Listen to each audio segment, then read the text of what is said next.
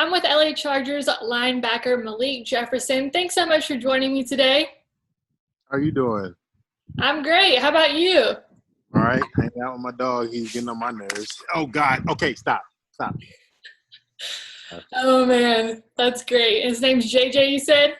Yeah, it's JJ. So Oh, JJ, gotta love him. yeah. Well, I saw you and Rashard Higgins doing a really cool food donation drive for this COVID crisis at Lake Pointe Church. So tell me a little bit about that. We want to find a way to give back to the community as much as possible, and something small like that was pretty cool. But we're also looking for more opportunities to be able to give out to people that aren't able to go to these food drives or aren't able to get the supplies that they need. So we just started off doing something simple like that. Moving forward, if people have more troubles and this COVID-19 continues to be something that is affecting families, then we're gonna find different ways to try to help out as many people as we can. I heard that Lake Pointe has recently raised over 1 million different meals, so that's so cool. We were there and it was getting close to like I think 950 or something like that. It was crazy, and just to see, I think that day we had because they had started to drop in the amount of donations the last couple of weeks, and then that day we brought it back up. They said it hadn't been like that since they first started the event. So Wow, we were happy to see that had happened and made it started getting better. that's amazing. How cool is it to be able to participate in something like that with your Mesquite buddy to serve the Dallas community? I mean, it's super humbling because I had some of my friends from high school come and they came and hang out and did stuff. I had my photographer there; he was helping out as well. It's just super humbling to see people go out of their own time and their own space to come out and help other people in need. And so it was really cool to see like everybody kind of uniting and coming together and working together. That's so cool. So I have to ask about the relationship with you and Rashard. I know that there's some rivalry in all Texas high school football, and you're Poteet High School, correct? Yeah. And he was Mesquite High School. So were y'all really friends, or what was that dynamic like? So it's kind of crazy. This is a weird dynamic. I knew Rashad whenever I went. Well, I've known him all since we were in high school and stuff, but I didn't know him personally. Like I knew of him, but didn't know him. And I officially met him when we had a mutual guy that we go to get work on our bodies on. Mhm.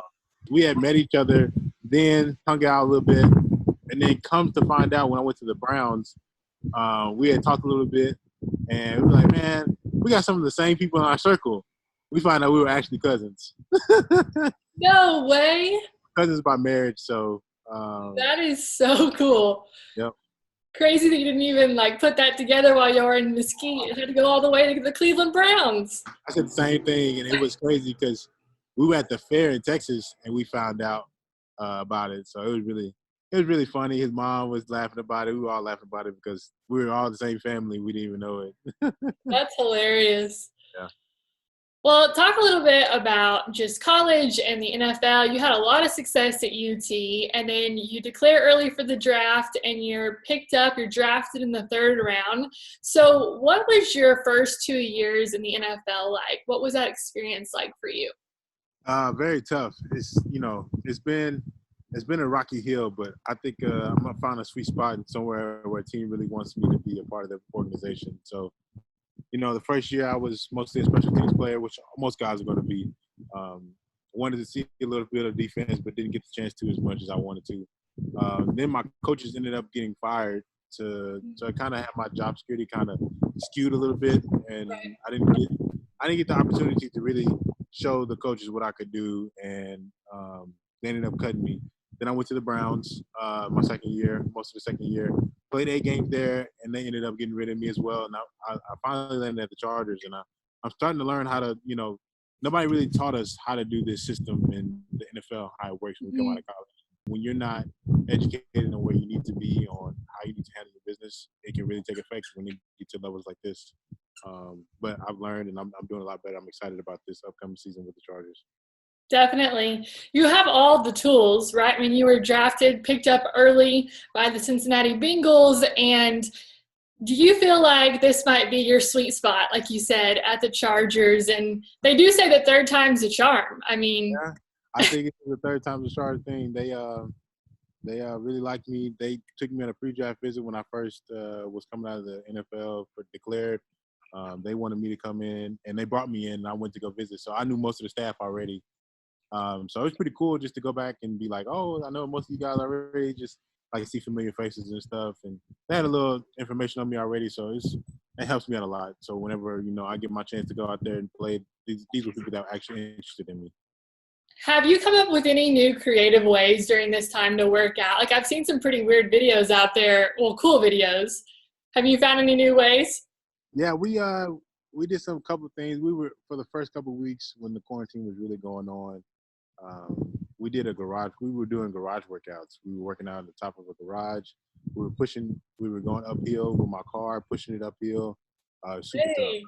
It's very different than, your elevation and the slants. Like, so if it's flat plane, it's a lot easier. But when you're going up or something like that, it rolls down automatically. So you kind of had to brace yourself, have somebody in the car hitting the brake every time you get tired because it's very hard workout. And I dare people to try it because it's not easy, but did that and just did whatever we could, honestly, just to break a sweat and stay in shape. So it's been going pretty well though.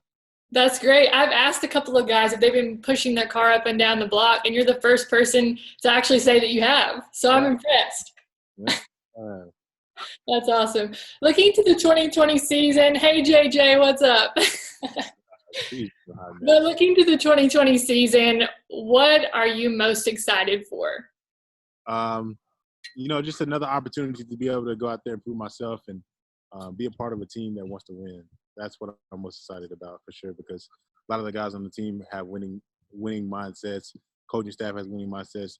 Record doesn't show it, but sometimes it takes a little bit of bounce back and cohesiveness to get everything flowing. So I think it's going to be one of those things where we have a really good team and we all band together and become a unit. That's so great. Well, thank you so much for your time today. I really appreciate it. Oh, Hannah. And stay safe out there. You too. All right. Thank you.